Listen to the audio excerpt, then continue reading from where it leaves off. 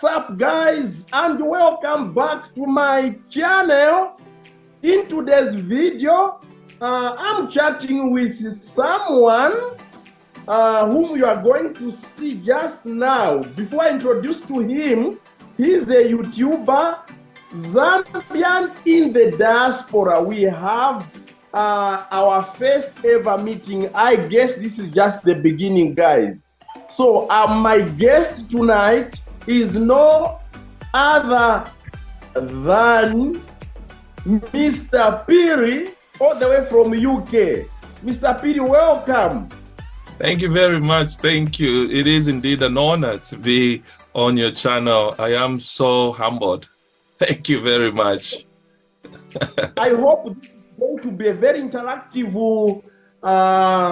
meeting. I hope we shall enjoy, and I hope this is just the beginning of many series to come. That's right. Without wasting much of your time, ladies and gentlemen, my name is Traveltainment. Although I'm Bufe Mwamba, but on YouTube I'm known as Traveltainment. So my guest tonight, who is no other than Mr. Kelvin Piri, I want to start this program by him introducing himself both from my channel and to his channel. So that's why if you are new on my channel, please do subscribe, turn on bell notification, give this video a thumbs up. By the way, I want you guys to also go and take a look at his channel. That's why I want you to subscribe. In case you've never seen his channel, what he does, what he promotes, guys, you'll be amazed by what he's able to do.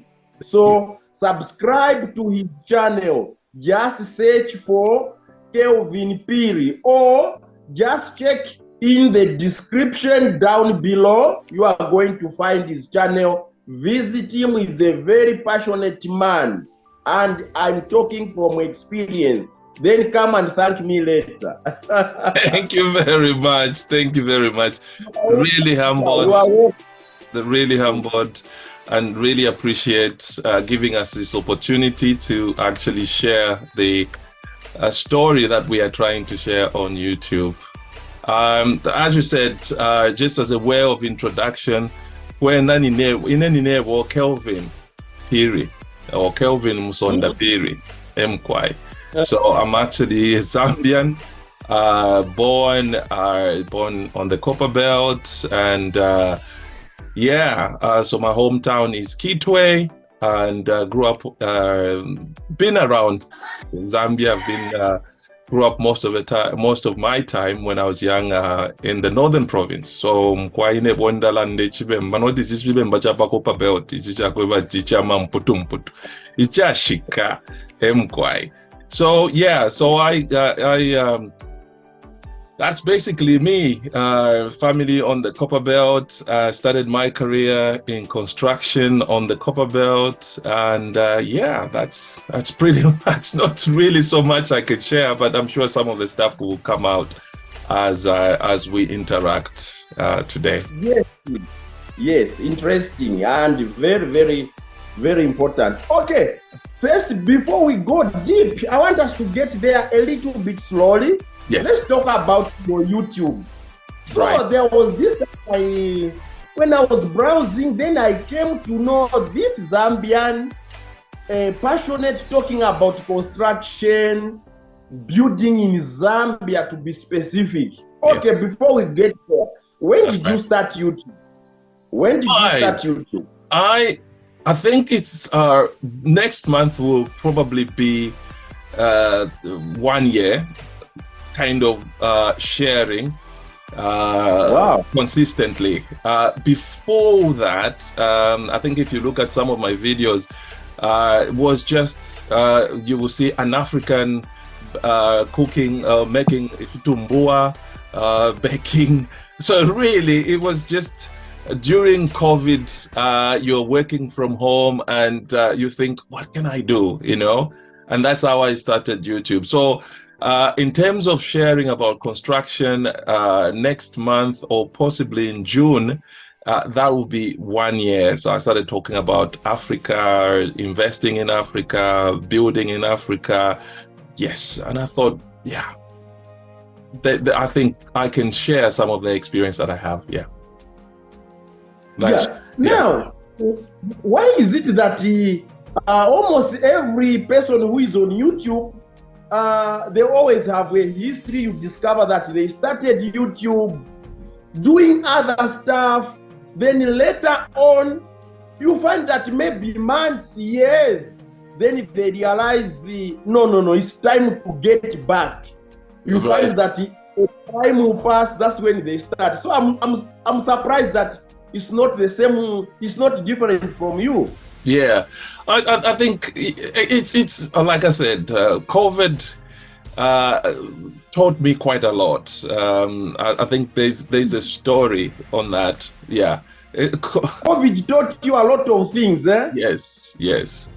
COVID story, are you aware that it took COVID for me to start YouTube? Actually, COVID, I started YouTube during the COVID pandemic. When the pandemic, that's when I said, I think I need to start this thing, which I've been procrastinating for a long time. That's right. So there's some good stories from COVID. I think for me, it was kind of, and I thought to myself, what am I going to call this channel? I said, The Awakening. And there's so much story behind that, because it was kind of a realization of saying, you know what can I do? I mean, I've been in the construction as a quantity surveyor for 30 years and working in 4 different countries, in Botswana, South Africa, the UK, and Zambia itself. And all I've known is construction. And I thought, I need to find something that is away from construction. And that's how I thought, I like making videos. So why don't I start talking about combining videos and the experiences that I have about building in Africa? Again, it's because of the stories that I've heard, and because I'm so passionate about construction. And when people talk about or they've lost money because of this, and I look at that and I'm thinking, how?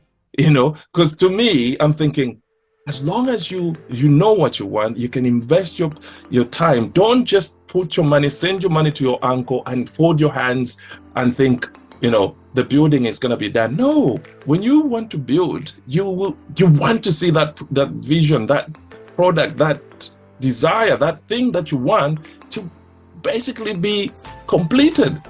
And I thought to myself, the monies that we earn in the West, it's not easy money. You have to really work so hard for it. So why waste it? Yeah. Now, something, since now we are slowly diving in now in the main topic. Yes. And one of it is construction. I want to know your passion for construction. Not just your passion for construction. Why do you have this zeal, this dream, this push to encourage more people in the diaspora to invest back home? Yes. Especially in construction. Right. First and foremost, I think, that's a very interesting question, and I thank you very much for asking me that. The first and foremost is why. And I thought around and I saw particularly friends in West Africa, East Africa, they share what they are doing. And I saw people from the diaspora building in Ghana, in Nigeria, and this all came from watching Wada Maya's videos and other YouTubers, and I thought, these guys are doing it, and because of the background that I have of construction and understanding costs and all that, I thought it's actually surely cheaper to build back home, and I thought, why not try and talk about that? Why not try and encourage? Because it's something that I've done, and if I looked at Zambia, I don't know how many people who are in the diaspora, who are sharing that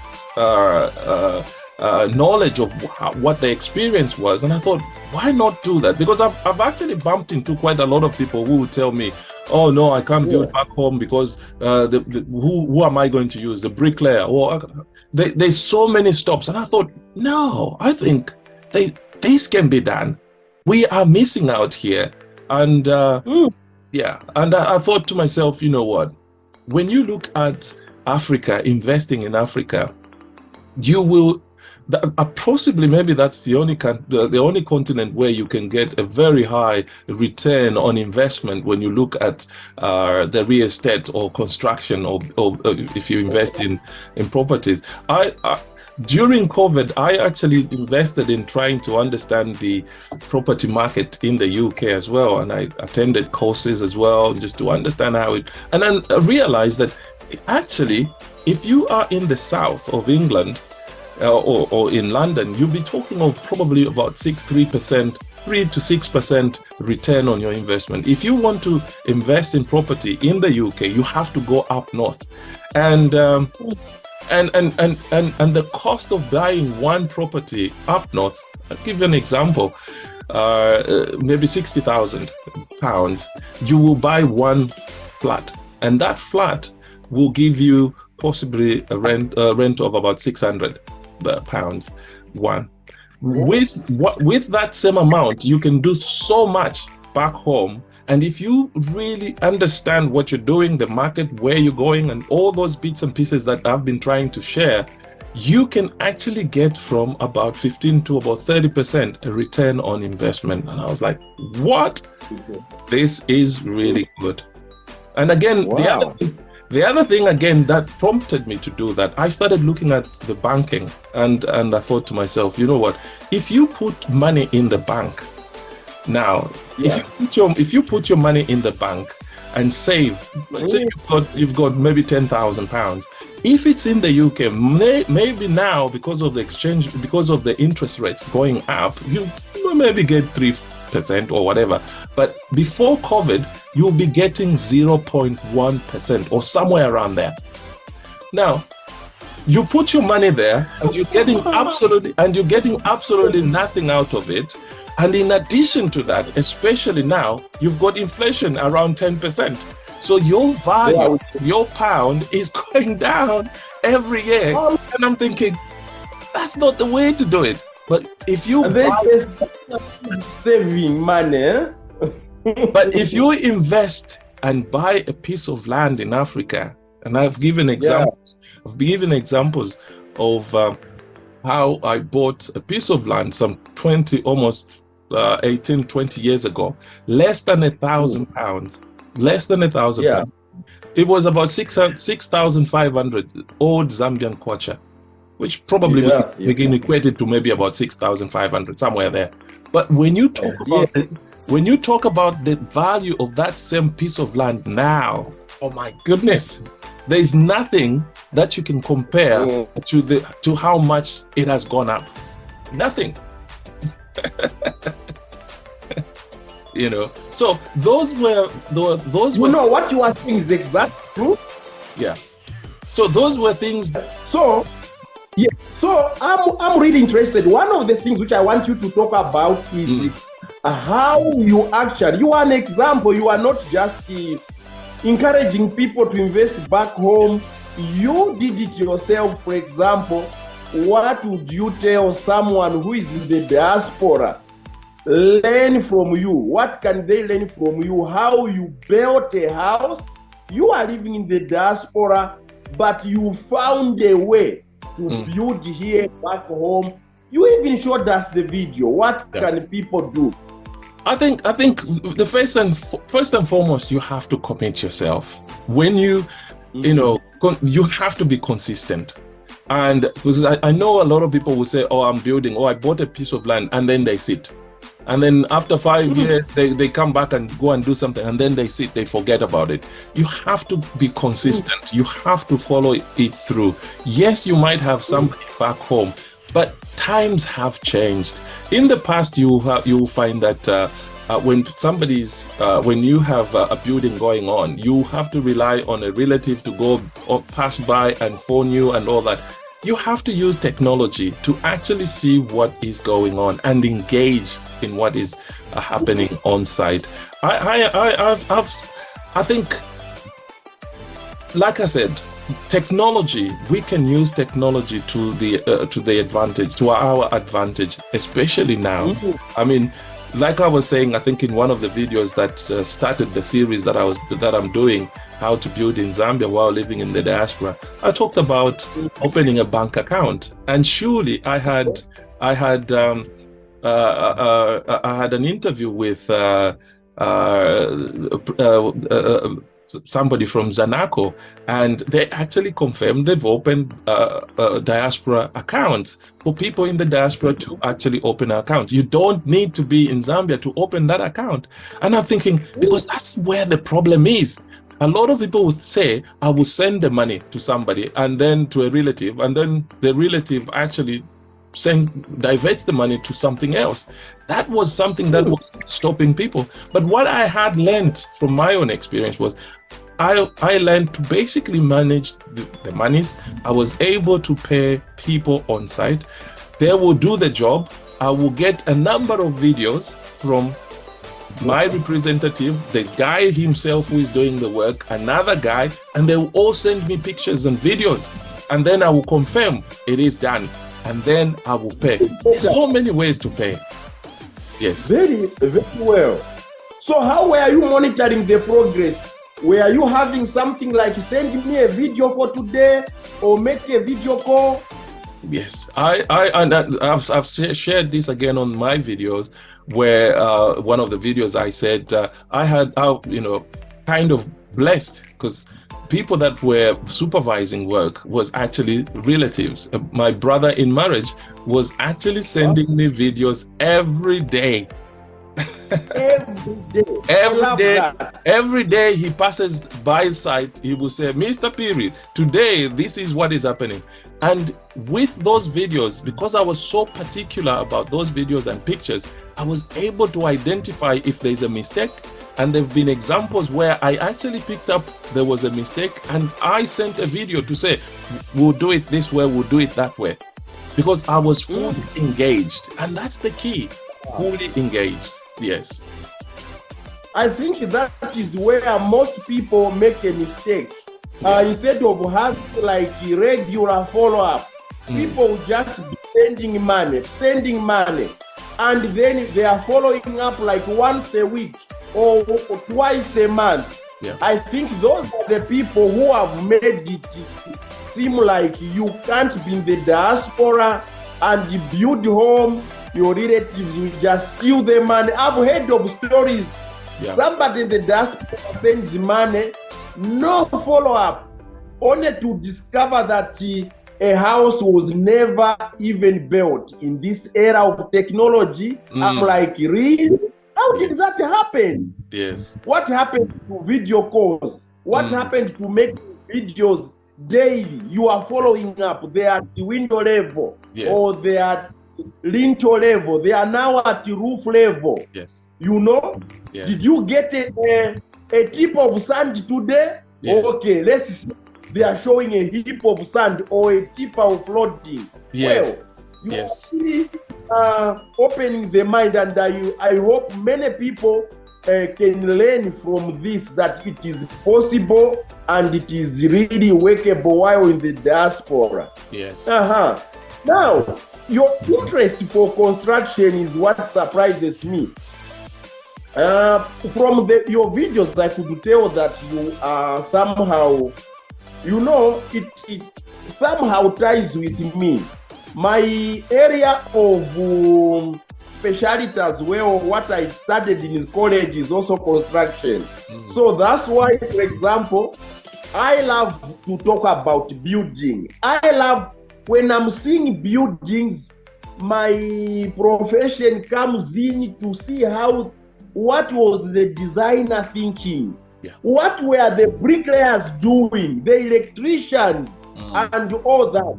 Just beauty. When I see residential areas, no wonder I'm all about showcasing different places, That's you know. So I'm really excited about that.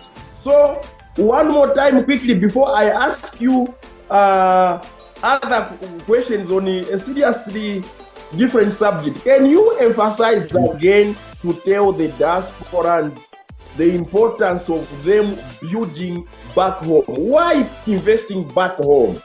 Right. I think the answer to that is actually simple. There is no place like home. No matter how much time you will be away from home. You know, I think I've shared in one of my videos where I said every time I land at the airport, you know, because it's like near the forest and the bushes, you know, that smell, I even feel I am home. And when I go to my mom's house, when I get to my mom's house, I just get into the house. I feel like I've arrived. It's like everywhere where I've been running. And then that resonates so much. There's no place like home. Because one day, you never know. You might just wake up and say, you know what, I'm tired of this cold. I need to go back home. You need to have somewhere to put your head. Yeah. People question like, why should I build or invest back in my home when I can invest here, maybe in the UK, US? I've loved your answer of saying there is no place like home. And also, I feel you guys, it's also good to have that sense of belonging. Yes. Before the broadcast, I remember we were chatting, you were mentioning that, which I would want you to also re-echo it. Okay. You were mentioning things like, no matter how long you stay in the diaspora, for example, you will never be a Mzungu, no matter how long. So really, just please re-echo that one to the audience one more time. Right. I was saying, you know, you can be home. Let me just start with, like I said, I've been around, been in Botswana, South Africa. In Botswana, and my name Piri. So that name is actually in Botswana. It's in South Africa. It's in Zimbabwe. So I used to call myself a Sadiq. But the fact that I couldn't speak, I was able to find my way, speak Setswana, you know, Dumela, ni Mbakayesu, and all that. And I would say to the people, I said, Kimutwana tota. That's as far as I can go. But I was called Mukwerekwere. Wherever I went, Mukwerekere. I go to South Africa. I was called Mukwerekere. I come here, despite but I know I'm a foreigner. You know, yes, this is home for now, but it definitely can never be home, irrespective of how much I would try. You'll always be looked at as a foreigner. And why not have an alternative? Why not? Because if you don't, you can act when things are bad, and we go through this where you feel like, oh, you're being looked down upon, or you're not being, there's obviously racism and all that here and there. It pops up its ugly head, but you will come across that once upon a time. But when you know that you have when you have had enough of these things, you can turn around and say, you know what, I'm going home, and nobody's going to bother me. I'll be home and all that. You will find that you will be at peace. And this is what I find, actually. You will be at peace. And that's why with the passion that I have in construction, I thought, why not help my brothers? I know a lot of people who try and hide and say, or maybe, but I know a lot of Zambians have actually done quite a lot. It's just that we don't talk about it. And there are so many people that actually don't know how to do it. So it's 50-50, I think. Yeah. Wow. So how long have you been in the diaspora? Well, around about 21 years, all in all. Yes. Spent some time in Botswana, about 4 years, 2 years in South Africa, and then about 15 years here in the UK. Yeah.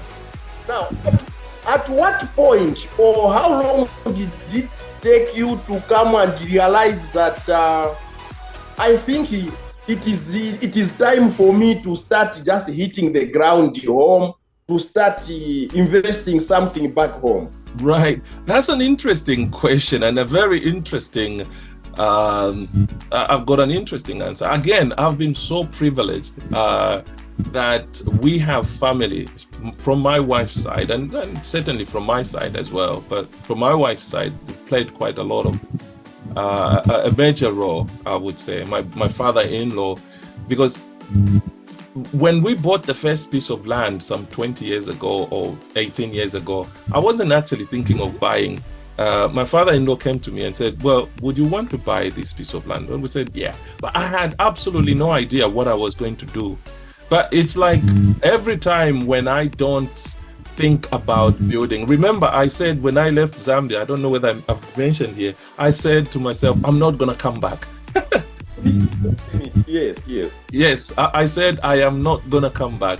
But 2 years down the road of being in Botswana, there was an opportunity to buy that piece of land, and I am so grateful because that opened up to so many things. But so we did the house, but then so I said, you know, I got so tired of driving up and down, because in my mind as well I was thinking you can only build if you're on the ground, and you can't do it. So I did so many trips from Botswana going into Zambia.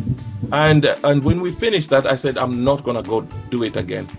Again, years later, my brother in marriage will call me and say, oh yeah, no, I've done 5 flats here, I've done this, I've done that. And I'm like, oh, okay. And then I will ask and say, how much? And then he said, oh, and I was like, oh no, that's too much. I can never do that.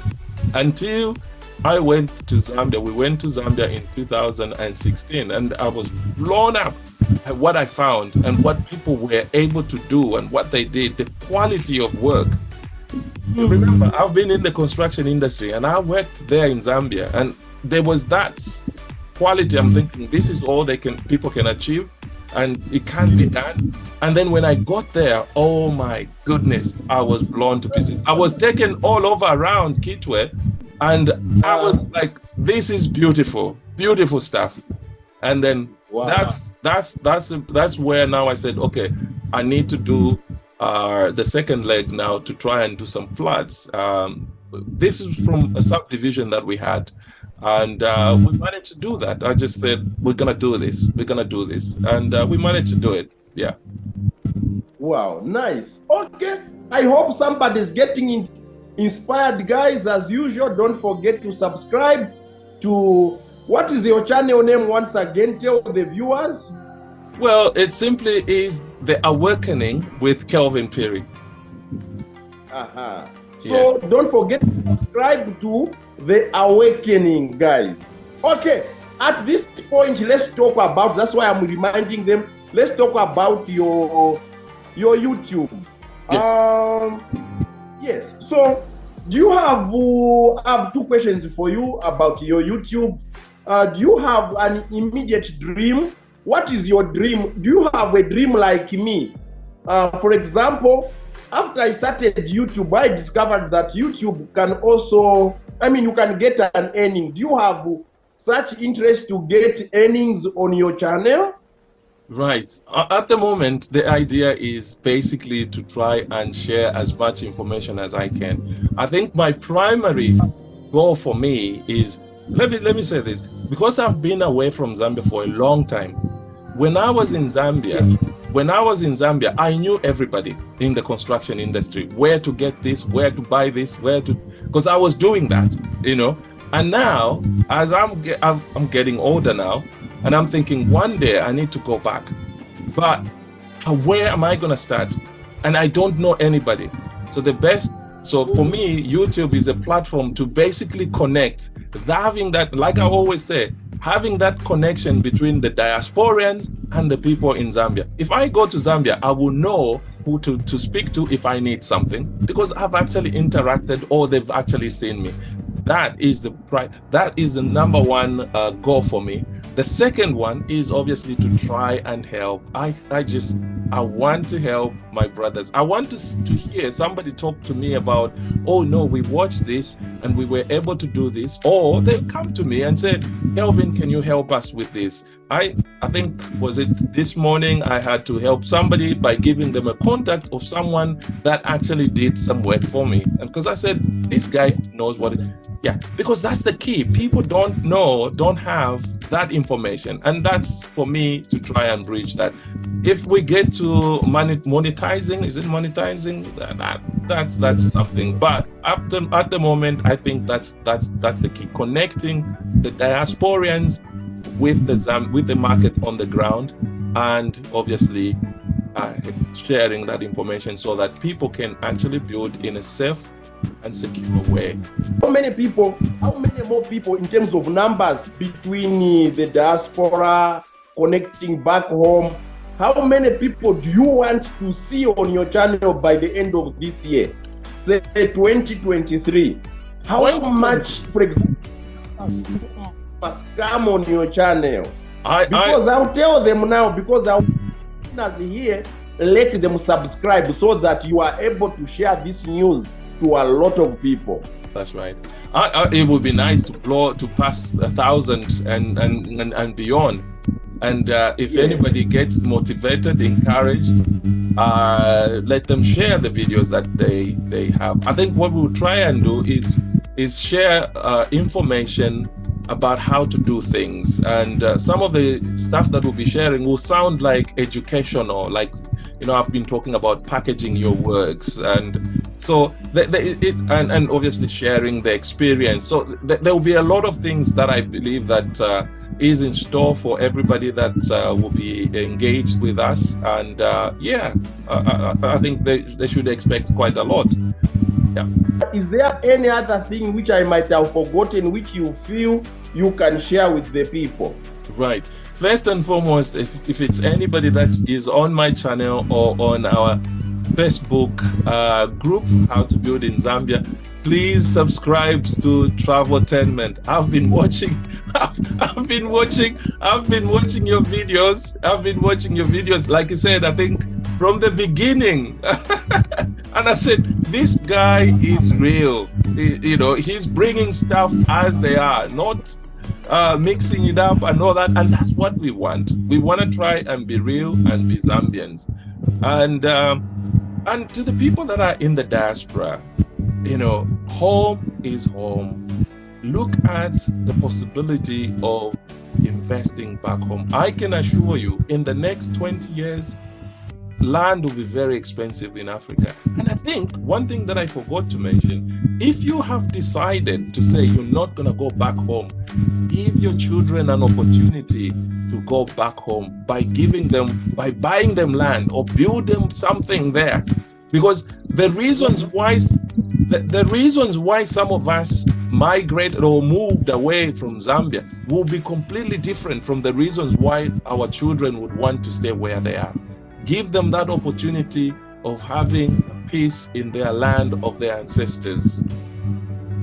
Thank you. Well, Mr. Kelvin Piri, it's been a pleasure talking to you. I can't wait for another episode. And within 2 weeks, let's do another second episode. I'll share this video to as many people as possible, to as many contacts.